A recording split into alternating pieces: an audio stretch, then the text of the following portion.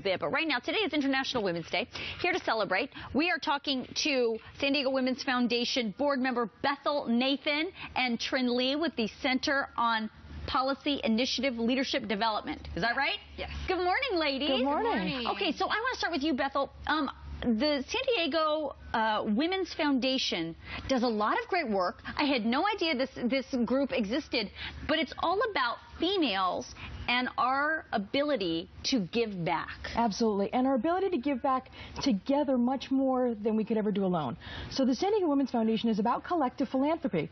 It's about women coming together to collect our time, talent, and treasure and make a much greater impact on the San Diego region.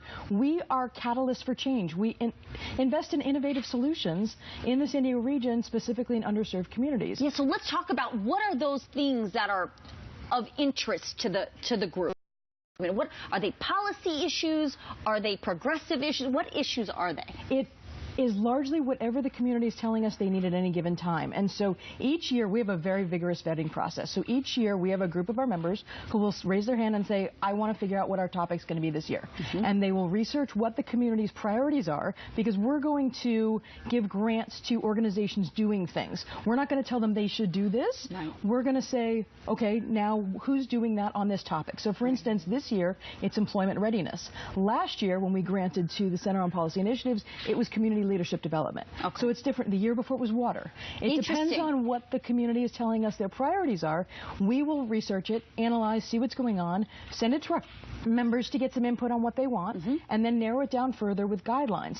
Send that out to the community and take letters of inquiry, proposal reviews, site visit. It's a very vigorous process to end up with 4 to 5 grants at the end of the year. And you mentioned Trinh because you were one of the recipients of a lot of money. And let's talk about the program that you were able to kind of initiate and continue to grow based on this money, Trinh. Yes.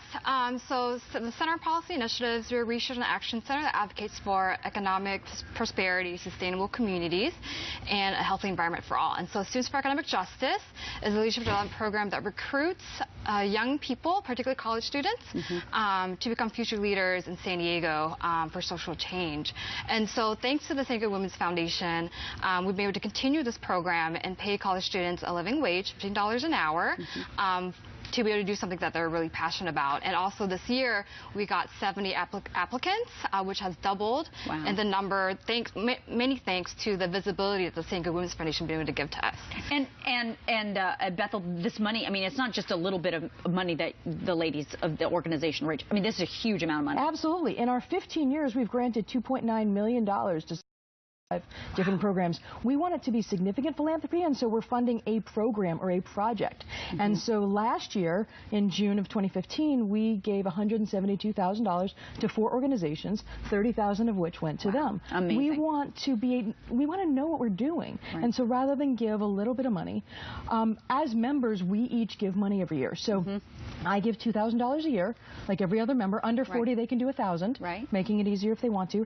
And my $2,000 are combined with all of our members, some into an endowment of about $3 million, which helps this organization sustain, and then money's granted that year. And I say all the time, I could give $2,000 to wonderful organizations in town.